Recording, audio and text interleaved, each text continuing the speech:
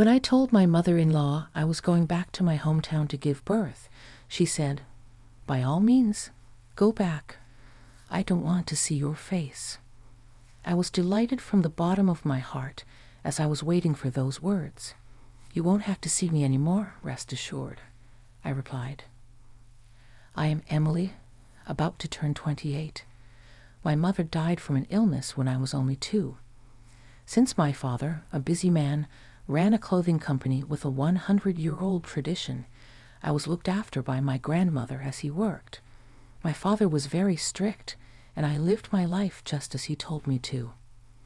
Perhaps because of that, I had never dated a man, but I had given up thinking it was destiny. After graduating from college, I briefly worked as my father's secretary at his company, but he said it was hard for him to work together and forced me to quit.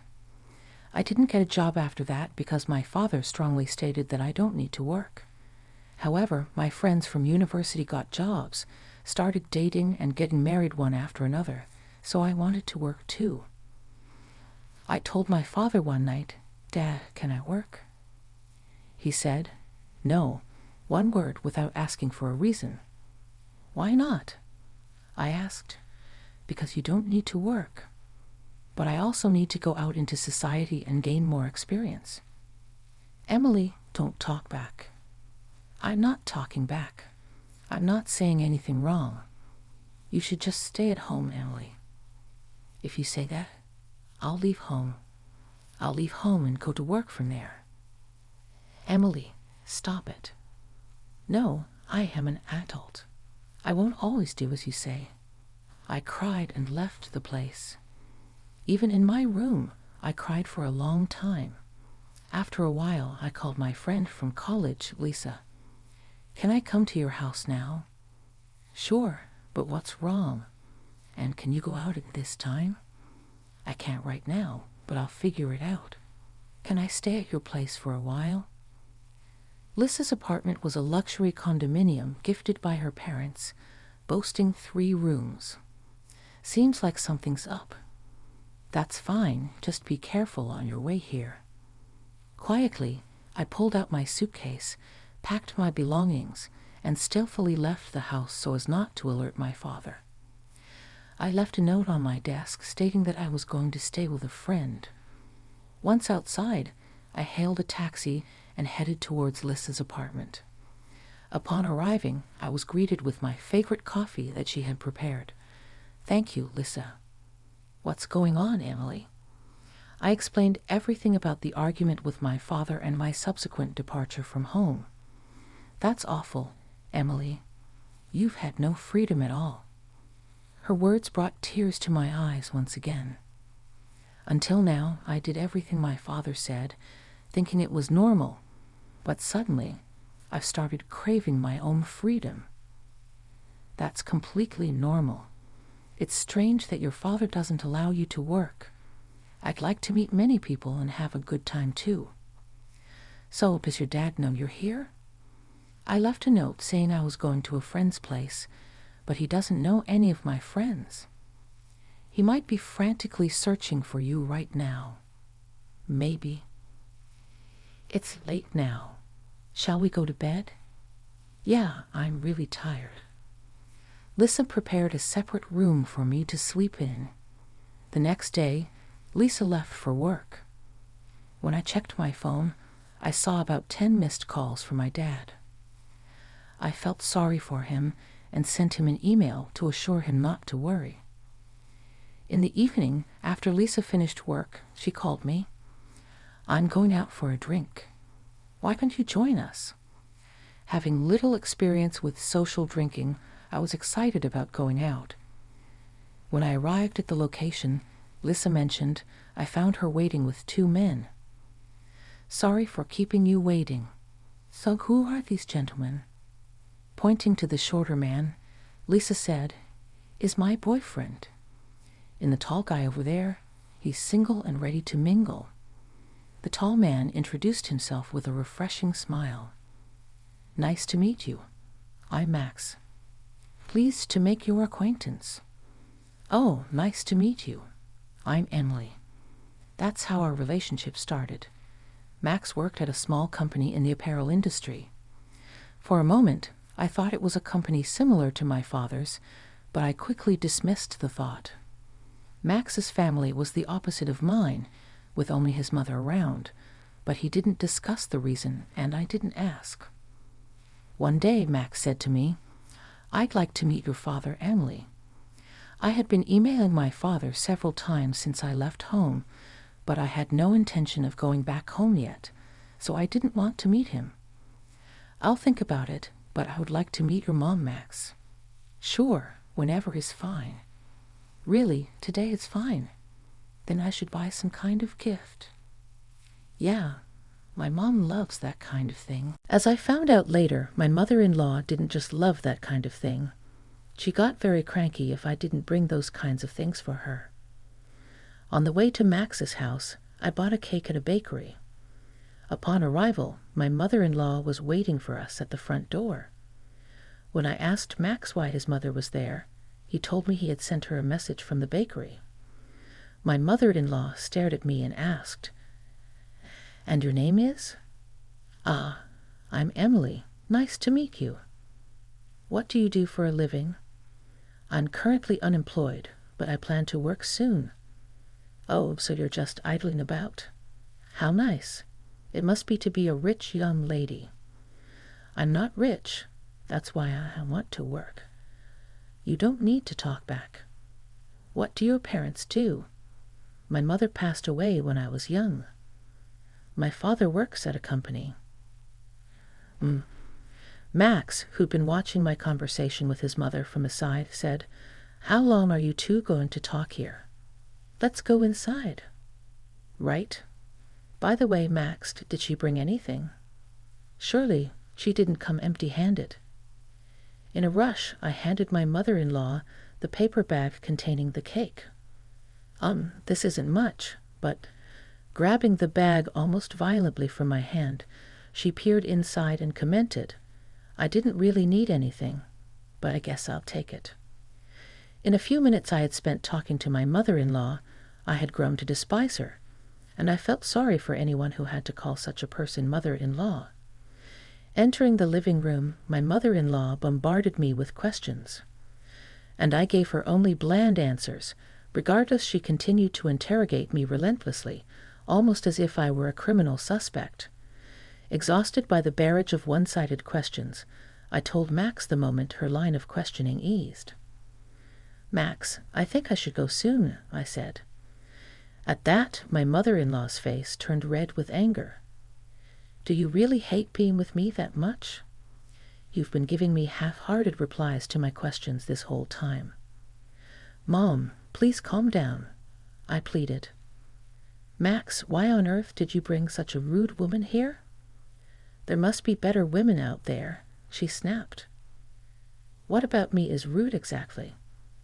"If there's something I should improve, then tell me so I can work on it," I replied, incensed. "You're quite cheeky, aren't you? All you have to do is answer my questions," she retorted. "I've been answering everything you've asked." "You dislike me, don't you? I can see it in your face." I wanted to say yes, but I couldn't. "I'm just tired and would like to go home."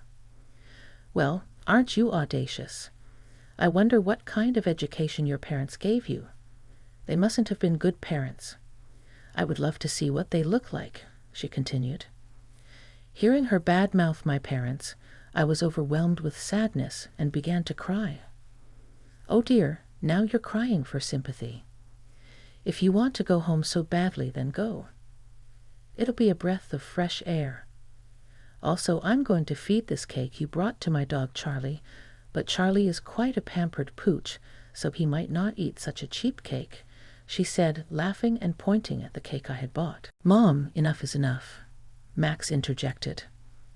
"You really have no eye for women," he added, frowning. "Why are you always so argumentative?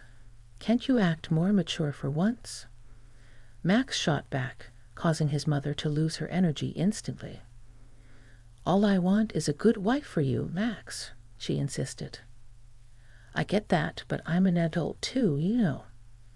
"I'm not a kid anymore. "So I can handle my own stuff," Max replied firmly. Hearing Max's words, his mother's eyes filled with tears, and she left the room with a teary face. I decided to leave too, but Max followed me and apologized. "Emily, I'm sorry for all the harsh words my mom said. She must be jealous, thinking that she's losing me to you. I'll talk to her about this, okay? Please don't let this discourage you from coming again. I'm really hurt by what your mother said about my parents, Max. I don't want to see your mother again," I said firmly. The moment I said that, a wave of sadness overwhelmed me, and I burst into tears, throwing myself into Max's arms. Max held me close, and after a while suggested, "How about we go somewhere now?" Barely nodding, I left the house with Max. Since Max didn't have a car, we took the train and got off at a station by the beach. We sat on a bench on the sandy beach, staring at the sea for a long time. 2 months passed since then, and I found out that I was pregnant. When I consulted Max about it, he proposed, "Let's get married. We don't have to have a ceremony, but we'll make it official. We can live at my house. Okay. I don't make much money at my job, so I can't afford to rent an apartment. I'll make sure to talk to my mom about not saying unnecessary things to you, Emily." Living with his mother wasn't ideal for me, but there was no other place to live. "Okay, I'll try my best to get along with your mother," I said. Thus, I ended up living with my mother-in-law because I was getting married. I went back home to tell my father about it. He looked delighted when he saw me. "It's good to see you looking well. I know we've been in touch, but it's been a while since I last saw you," he said. "I'm sorry, Dad. I have something important to tell you," I replied. My father's expression changed immediately. I told him about my encounter with Max, my pregnancy, and our plan to get married. My father listened silently. When I finished, he simply said, "Well, congratulations. I can't wait to meet my grandchild." But his smile looked forced. "Dad, thank you. I'm sorry for bringing such sorrow as a daughter," I said, tears flowing down my face. My dad was also crying. I expected him to be angry, but his gentle words hurt me even more. I ended up moving into my mother-in-law's house. Lisa, who had been taking care of me ever since I left my home, said to me, "You better show me your cute baby's face soon." "Yeah, of course. And you should get married soon too," I replied. "I want to get married soon too, but he just won't make up his mind. But I think it'll work out somehow." "Let's go out for dinner together again," she suggested. I planned to move on Sunday, but my mother-in-law said it was a bad luck day, so I changed it to Saturday, I explained. The move was completed safely on Saturday morning. While the movers were carrying my belongings, my mother-in-law just stood there watching them.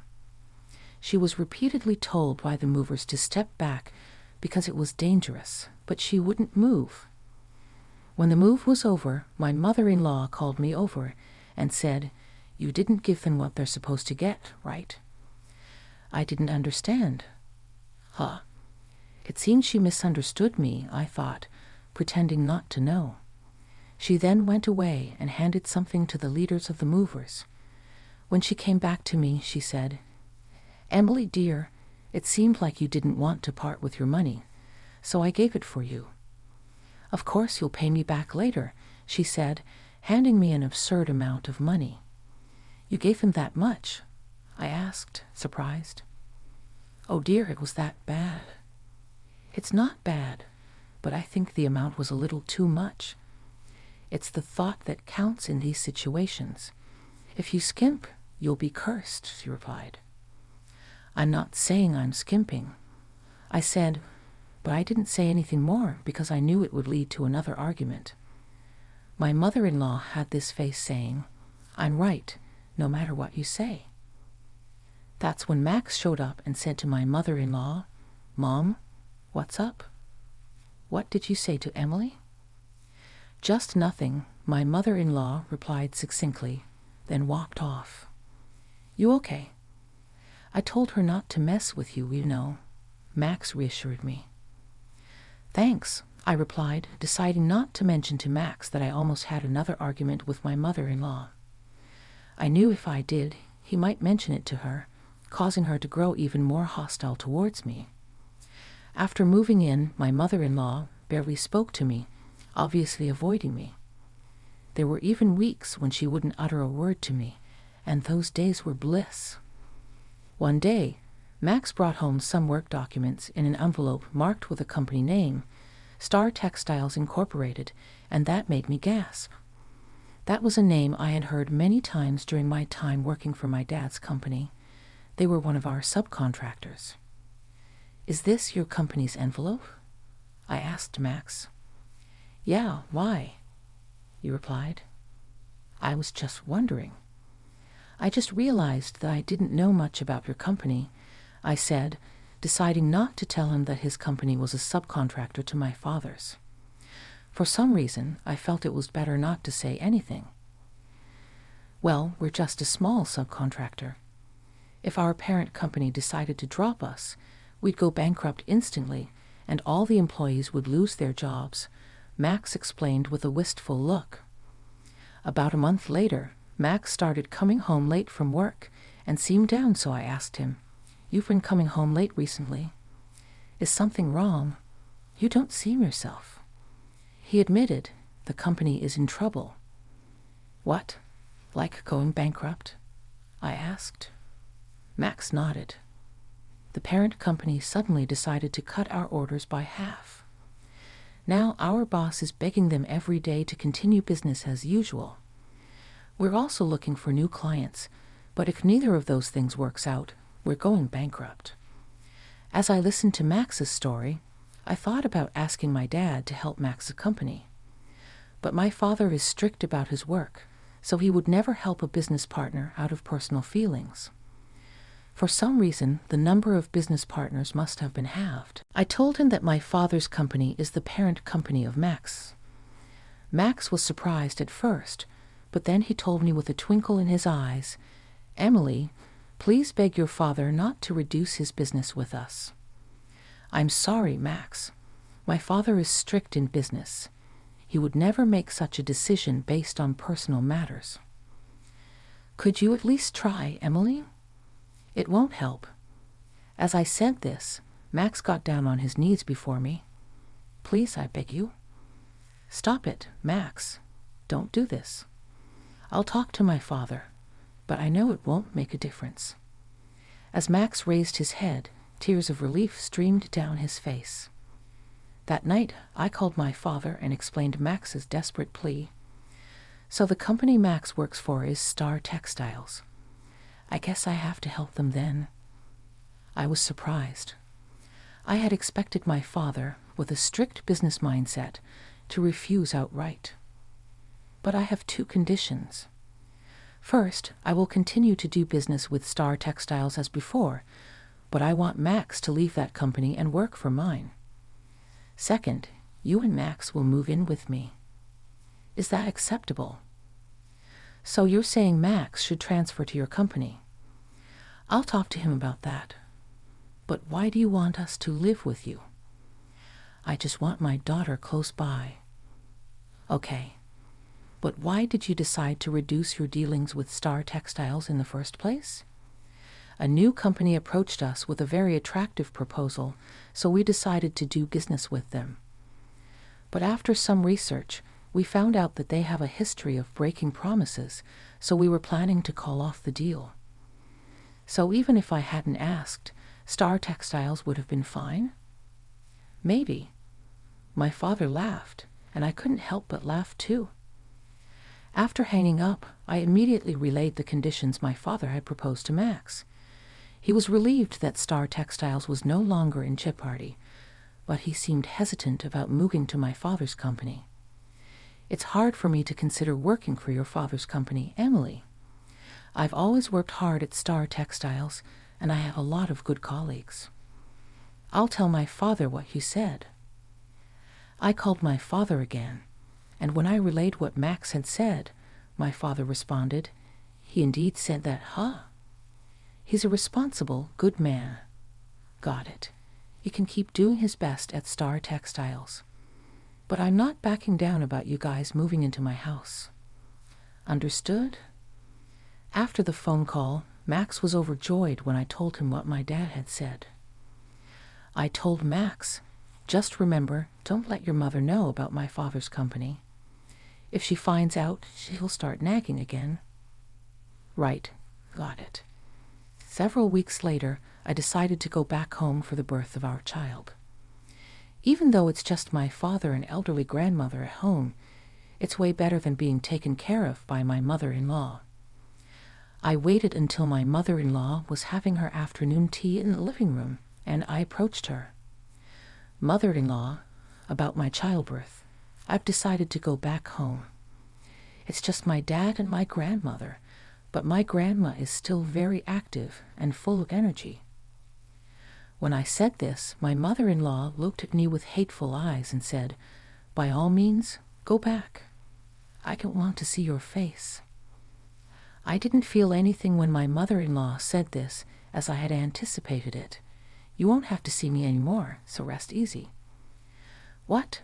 I mean, I won't be coming back here anymore, and soon Max will be moving to my parents' house as well." "What are you talking about? Max is too busy with work to move." "It's okay now." At that moment, Max came in and said to his mother, "Mom, my company is going to be okay now."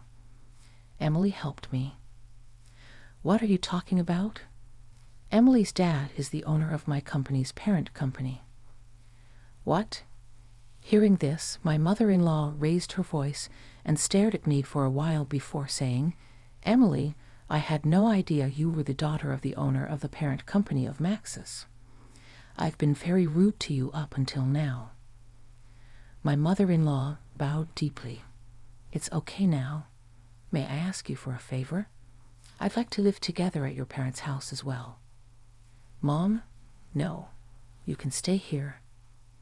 "Yeah, I don't want to live with you, mother-in-law. I'll be reminded of all the things you said to me up until now." "I won't say anything else, please. I beg you," my mother-in-law said, with tears in her eyes. "I know it seems cold, but that's not possible," I replied.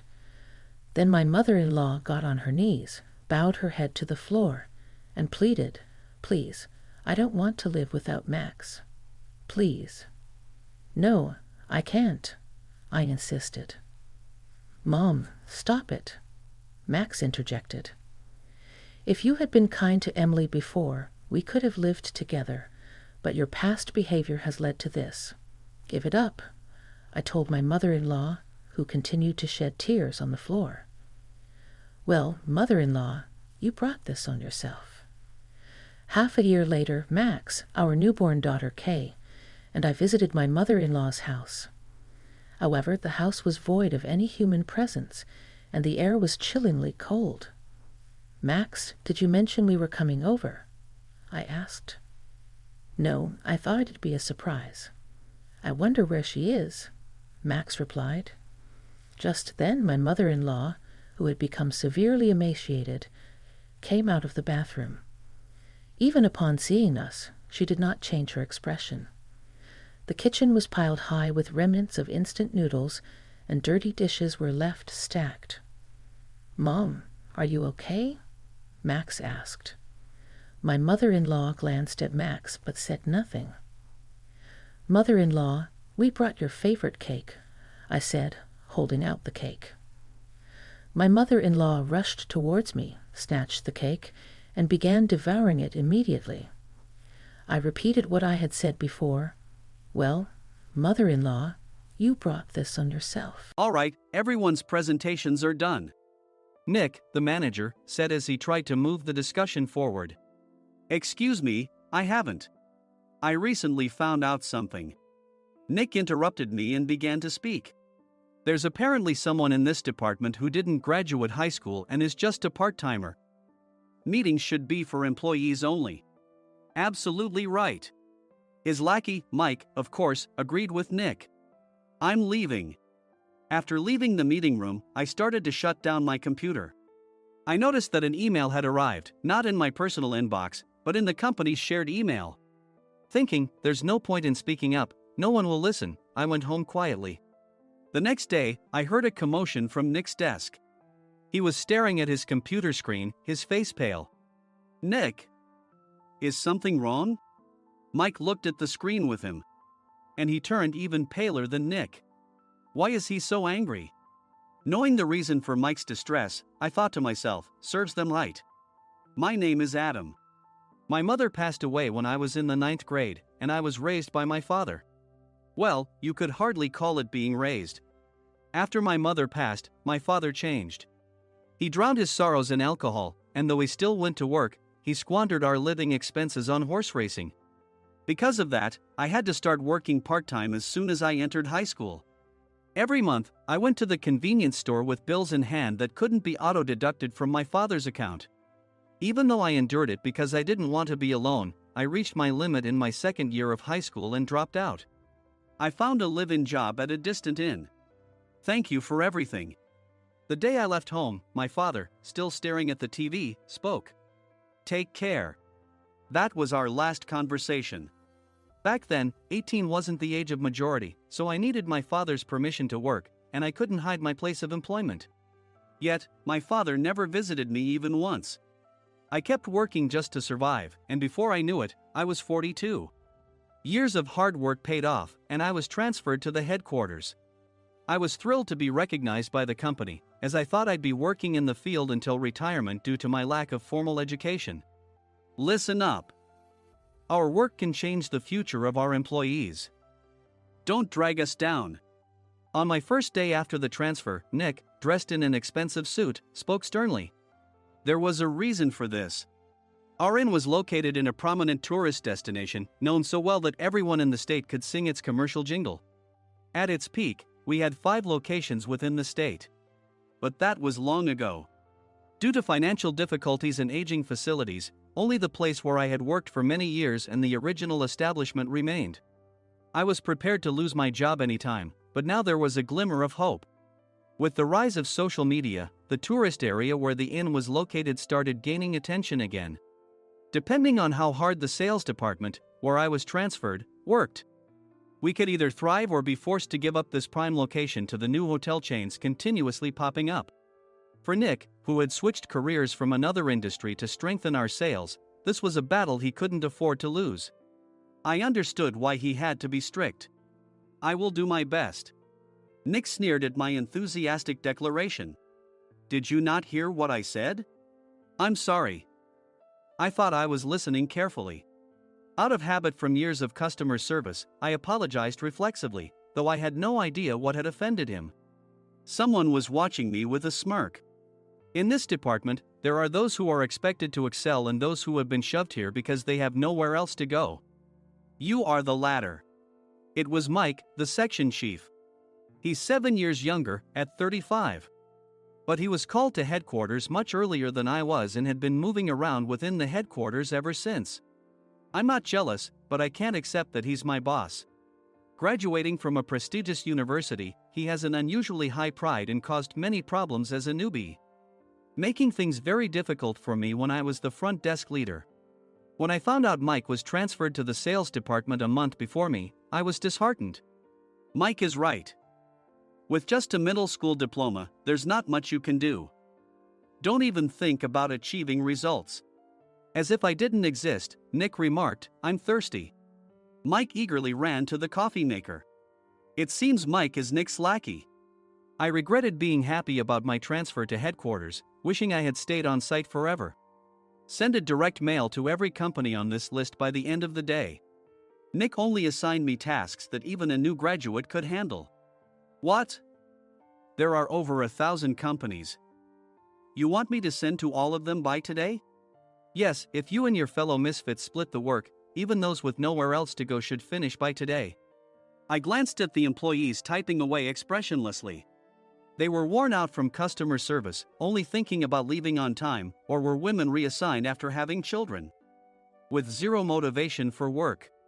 Even Sam, a new graduate from the same university as Mike, who was supposed to be among the expected achievers, had no enthusiasm for the job. Having joined the company wanting to do customer service. "I don't care what they say, I plan to quit anytime," he said. Only Nick and Mike were highly motivated, making all the decisions between the two of them. I originally only wanted to work at the inn to survive and had no particular attachment to this job. I swallowed my words, thinking I had no right to reprimand them. About a month after the transfer, Nick told us with a frustrated look. "To commemorate the 50th anniversary, we've decided to create a plan exclusive for one group per day. Originally, Mike and I were supposed to come up with it, but our president, Mr. Thompson, insists on hearing everyone's opinions. So, you all get a chance." As Nick explained, Mike began handing out prints. "Make sure not to embarrass Nick. If your ideas are half-baked, you'll have to redo them." It seemed that they had printed his handwritten notes by Mr. Thompson, which included several questions and a section for free responses. It made sense why Nick had to seek our input, given that all responses had to be submitted to Mr. Thompson. We were given a week to think about it, and a meeting was scheduled to compile our ideas. My plan is to let guests enjoy both the old and modern America. Nick began the presentations. Guests would watch a master confectioner at a nearby traditional sweet shop make sweets in front of them. The welcome drink would be premium tea in a bottle. Nick's plan was certainly attractive. After his presentation, Nick called on us to present in the order we were seated. Just as I stood up for my turn. "All right, everyone's presentations are done." "Excuse me, I haven't. I recently found out something." Nick interrupted me. "There's someone in this department who didn't graduate high school and is just a part-timer." He was likely talking about me. I joined the company as a part-timer and was made a full-time employee when I turned 20. That was 20 years ago, so Nick and Mike probably had no chance to know until recently. "Meetings should be for employees only." Absolutely right. After that, Nick kept creating opportunities to solicit everyone's opinions, purposefully excluding me from speaking. The meeting unexpectedly heated up and went past the scheduled end time. A few people asked to leave, and the discussion continued with the remaining few. "Still here?" Normally, you'd leave in that situation. Though I had no attachment to the job initially, hearing kind words from customers made me want to make them happier. For someone like me, with nowhere to go, the inn was my home and customer service was my life. I felt pathetic about my current self. "I'm leaving." I left the conference room and started shutting down my computer. I noticed an email had arrived, not in my personal inbox, but in the company's shared email. Thinking no one would listen to what I had to say anyway, I quietly went home. The next day, while preparing the DM as instructed, I heard a commotion from Nick's desk. In his haste to stand up, he hit his knee on the desk. He stared at his computer screen, his face pale. "Nick, what's wrong?" Mike, thinking he should be the first to rush over, approached Nick while still wearing his coat. He peered at the screen with Nick. And he turned even paler than Nick. Why is he so angry? Who is responsible for this company? Nick, more irritated than ever, asked, and Mike answered without checking. "Probably Sam." Sam wasn't there because he was attending a morning training session for new hires. Nick gave up on getting angry and returned his gaze to the screen. They were looking at an email that arrived right after the end of the working day yesterday. Apparently, no one, including me, had checked it before leaving. The email was from a large company that used us for their annual employee trips. The president and executives of that company also frequently used our services personally. President of the company, Mr. Mason himself, had declared that neither he nor his company would ever use our services again. Well, some companies cancel their employee trips or stop using our services due to financial struggles. Let's just move on. Mike kept wiping the sweat from his forehead with a handkerchief. Knowing why Mike was so agitated, I quietly watched their interaction. "Do you know how much revenue we get from that company? We can find other guests to fill the rooms, but we'll lose the banquet costs, gift shop revenue, rental car fees, and more. Moreover, the gifts were supposed to be prepared by the traditional confectionery shop involved in Nick's proposed plan. If it's known that we incurred such a huge loss at this critical time, Nick's position in the company would be jeopardized." Nick took a deep breath, seemingly trying to calm himself. "All right, Mike. Go to New York right now and apologize to Mr. Mason. What? You're coming with me, right? I have urgent work to do. I trust you, which is why I'm entrusting this to you. Please. Mike, believing Nick's sincerity, agreed with a determined look on his face, saying, yes. That's Nick for you. Even if Mike went to apologize, Nick would shift all the blame onto him if the client didn't change their mind. Well, it was Mike's fault to begin with, so it served him right. About 3 hours later, Sam answered a call from somewhere and repeatedly apologized, saying, I'm very sorry. Everyone watched to see what was happening. After ending the call, he informed Nick with a weary tone. When Mike arrived at the client's company, he only made things worse, further infuriating Mr. Mason. He was demanding, get his boss here immediately. It was no wonder Sam was exhausted, dealing with such a call right after returning from training. What is that idiot doing? All right, Adam, you're coming with me. If sacrificing Mike didn't work, then I must be next. Normally, I'd want to refuse at all costs, but I saw an opportunity in this situation. If I can be of assistance, I'd be happy to join you. I immediately followed Nick, and we flew to New York. When we introduced ourselves at the reception, it became clear how serious the situation was. As the receptionist personally escorted us to the president's office. Angry voices leaked through the door, making both Nick and me uneasy. Excuse me. I'm Nick, the supervisor. I understand my subordinate has caused you trouble, and I deeply apologize. Nick, with his experience in the corporate world, knew enough to offer an apology before excuses. However, his customer service skills left much to be desired. I sighed as I saw Mike trembling like a small dog in the corner of the room. What kind of training are you giving your subordinates? Mr. Mason glared at Nick with a red face. The intensity of his gaze made even Nick take a step back. Regrettably, I joined this company only 2 years ago and was unaware of Mike's issues. I should have identified his shortcomings sooner. Indeed. I should have realized sooner. No sensible person would come to apologize and then give a lengthy presentation on the drawbacks of not using their in. Nick froze, his mouth slightly open. Suspecting the worst, I picked up the documents that had fallen to the floor. It seemed Mike hastily prepared these documents on the plane, listing the disadvantages.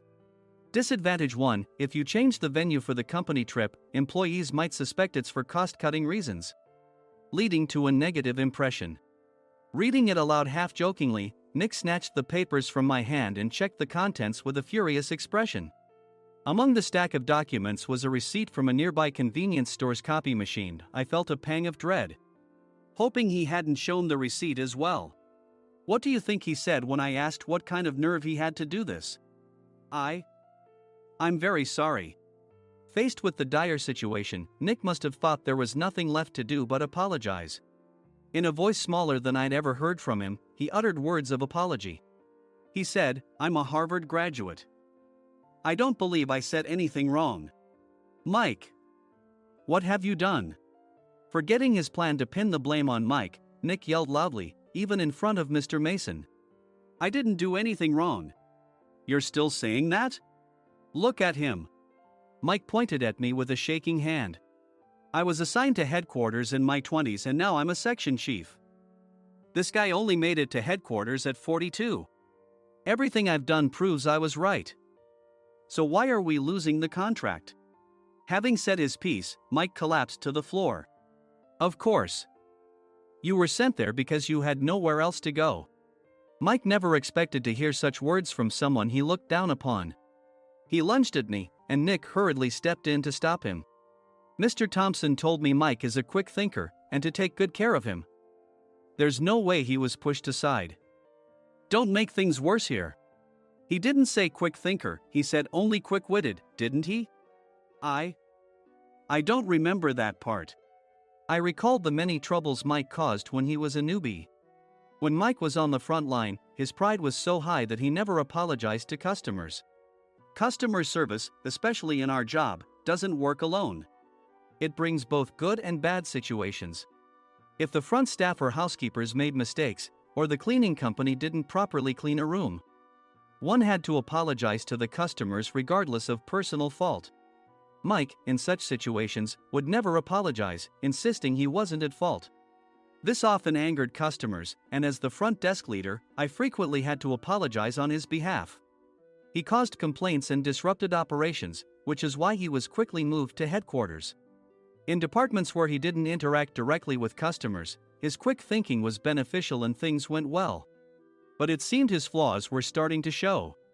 Corporate reservations are supposed to be entered into the system by the sales representative. But a quick check yesterday revealed that more than 10 items were missing from the client's reservation. The handover document clearly stated what needed to be prepared. Why didn't you enter it into the system? Why do we have to give them special treatment? Filling rooms near the banquet hall, setting up all the food in advance. Specifying the brand of wine, they're too demanding. No wonder he always angered customers, I thought, feeling a headache coming on. Grouping them in rooms near the banquet hall is for our benefit too. It makes it easier for the staff to set up beds and serve breakfast since everyone's schedule is synchronized. As for the other requests, Mr. Mason suggested them to lighten our load. I didn't know that. Nick finally seemed to realize that Mike was the one who had angered the client. What did you say to them? I just told them we wouldn't give them special treatment anymore. We shouldn't waste effort on things that don't bring in money. I was utterly exasperated at his lack of understanding of customer service. Of course, we shouldn't comply with unreasonable demands. But carrying over successful practices from past stays makes customers feel remembered and enhances their experience. Good memories encourage repeat visits. That's part of our job. I looked down at Mike, who was sitting on the floor. In our job, nothing is a waste. Mr. Thompson likely moved you to the sales department, hoping you'd finally understand this. How do you think he feels now that you failed to meet his expectations? Mike, tears in his eyes, fled the president's office.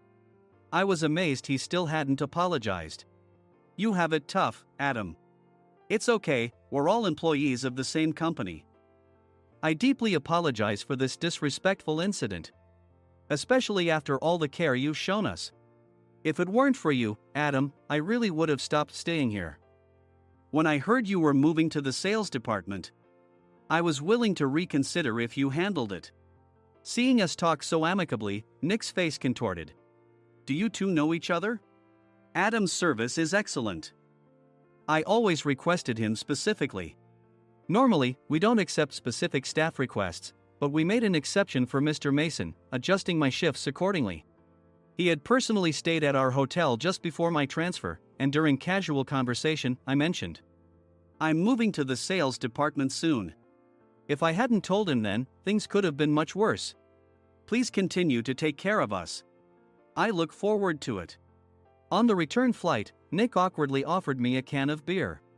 It's still working hours. Of course, I had no intention of forgiving him for a single beer. Nick might try to pin everything on Mike and avoid any consequences. While pondering this, a startling fact came to light. Nick, the tea bottles for the plan have arrived. I handed Nick a bottle labeled with our inn's name. They look good. What are you talking about? These are plastic bottles. I had assumed we would use the trendy, high-end bottling tea. But what arrived were ordinary plastic bottles of tea with customized labels. The only unique aspect was the label, which had the inn's name, making it look customized. Upon further investigation, I discovered that a substantial amount of money was set to be paid to the tea company. It was priced like bottling tea. Does this plastic bottle really cost $100 each? The tea inside is specially blended for us. The extra cost is for that. Wouldn't it be better to use another tea company? Or is there a specific reason we must use this one? As Nick continued to make excuses, I showed him a printed email. I informed the tea company's president, Mr. Mitchell, that we discovered irregular payments and he confessed. He said you two were high school classmates and planned to split the extra money. That idiot. Why did he confess? That's not important. You should worry about yourself, this could turn into a police matter. Opening the bottle cap, I suggested. How about calming down with this tea? It supposedly has a relaxing effect. Nick drank the tea frantically. In the following days, decisions were made about their fates. Mike was reassigned to the General Affairs Department, with no chance of transfer or promotion, as per Mr. Thompson's orders. As for Nick, since the payment to the tea company hadn't yet been made, he narrowly avoided legal trouble. Instead, he was encouraged to leave the company, and to avoid further complications, Nick submitted his resignation. Rumor has it that connections between HR departments have made it difficult for him to find new employment. Even though it was good to have those two gone, something unexpected happened in the sales department. Everyone became motivated and united in refining the 50th anniversary plan. In the end, my plan was adopted. We collaborated with the Tourist Information Center to provide personalized guides. The plan, tailored to the number of guests, was truly special for the 50th anniversary. "Hey, is Adam's family coming to stay?" I immediately booked that special plan for my family. Sam noticed it on the reservation list and quickly picked up on it. "Yes, I'm inviting my father." "That's great. I might invite my parents too." I lacked the courage to face my father just as Adam. But here, with the confidence Mr. Mason praised, I felt ready. The 50th anniversary plan was a perfect opportunity to reconnect with my father. I hoped to bring back the days when we could laugh together as we once did.